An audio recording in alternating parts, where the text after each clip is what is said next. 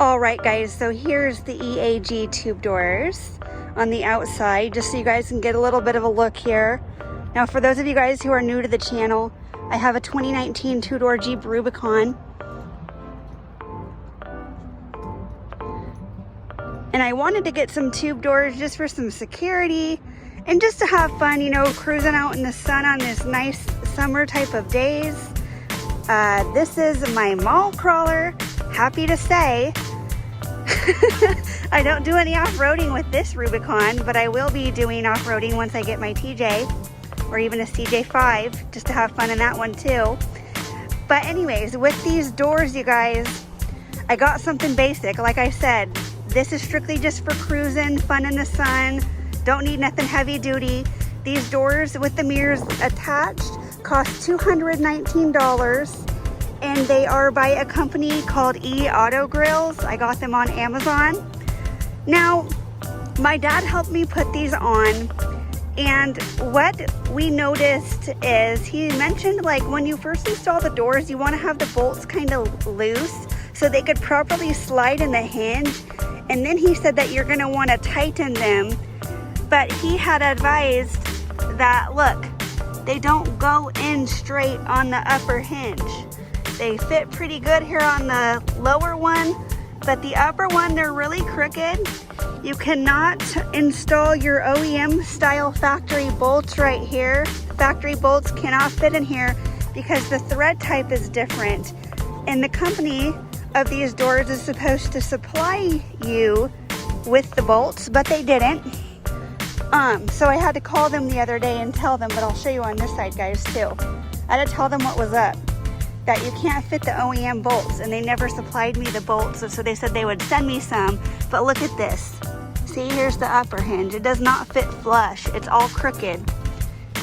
And it fits decent right here.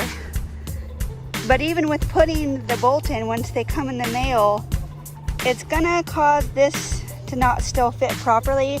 And what was happening, you guys, is this box right here, it was sitting like this much too high, so it kept hitting the striker right here, kept hitting the door striker.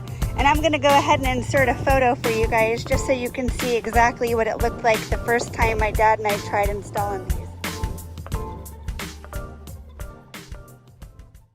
All right, you guys, so that's what they looked like the first time we tried installing them, and then I tried getting a hold of the company to say that they weren't fitting properly, so we had to do a little bit of adjusting, and then found out that they didn't send the bolts that they were supposed to send.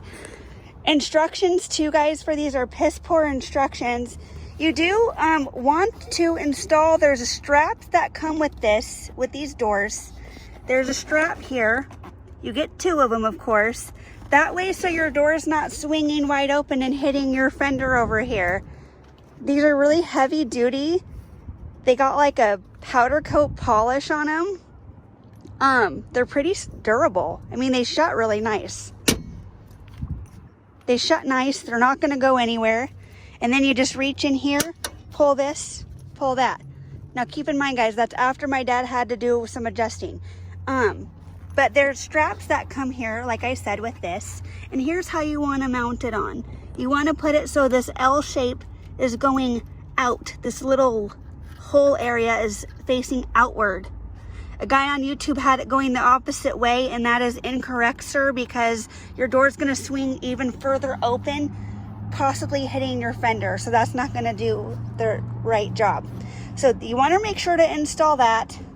And then your mirrors come with like a lot of bolts here. Like I said, there's no instructions. I mean, there is instructions, but there's no instructions on some specific parts. Really piss poor. But yeah, guys, let me show you how the mirrors are. Okay, so driver's side, here we are. Notice, you could only move it in. Hi! You could only move it in, your whole mirror in, and then out. But look, from my point of view, I'm 5'2.5". My point of view, I'm looking at my Rubicon impartially myself. You can't push this out any further. You could only push it in, but you can't, that's as far out as it goes. for the driver's side. So you got to be like so careful. You just really got to be careful when you're looking. But this is my view of what I'm seeing. I'm seeing the Rubicon and I'm seeing my seatbelt and partially seeing myself right now. So you have to be so careful. Might be good just to stick your head out the window like this for this side. Passenger side's a little bit better. You could still see a little bit of the fender there, but you have more room for adjusting there on that side. So that side's not bad, but the driver's side's kind of shitty. Not gonna lie. Just make sure you're really looking when you're driving. I do that anyways, even though I do have blind spot monitoring on my stock mirrors. I still always have made it a habit to check back here just to be safe, because you can't always rely on that. So that's the view there with that. And that's the view there with that one. And then they also didn't send a couple of the locking, I forgot what it's called, guys. Sorry, my dad's so good with helping me with this. It's like a locking, not a bolt or a nut, a locking washer, I believe. They didn't send a couple of those for this mirror here, so we just had to make do. But yeah, guys, these are them. I mean, they're a good door in terms of just needing something like that's not gonna rattle. They don't make noise when you're driving. The mirrors aren't vibrating all around like my other Rugged Ridge ones where they stay in place. The doors haven't made any sounds when I'm driving.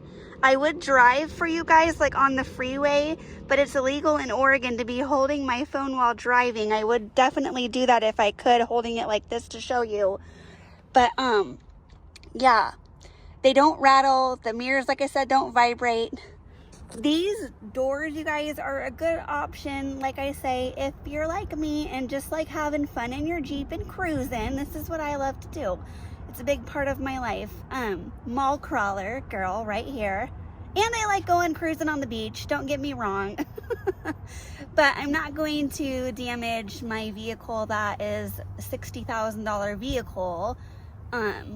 Yeah, it's just not worth it to me. So I just like to have fun and do that kind of stuff, camping and things like that. So these doors are perfect for if you're the kind of person like me.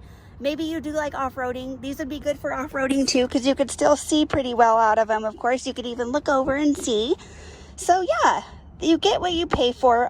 In terms of durability, they're nice. In terms of fitment, though, not so good at all in terms of the fitment.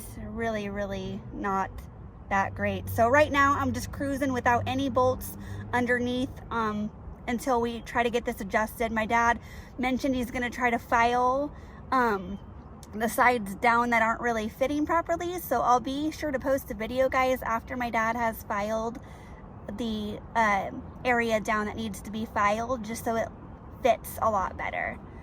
But overall, guys, they're worth the $219. You're not going to find any other tube doors with mirrors attached for that price at all. The only other option you're going to be able to find is Rugged Ridge, and they start at $500 for the 2-door, and they're $1,000 for the 4-door since you need the 2 more doors.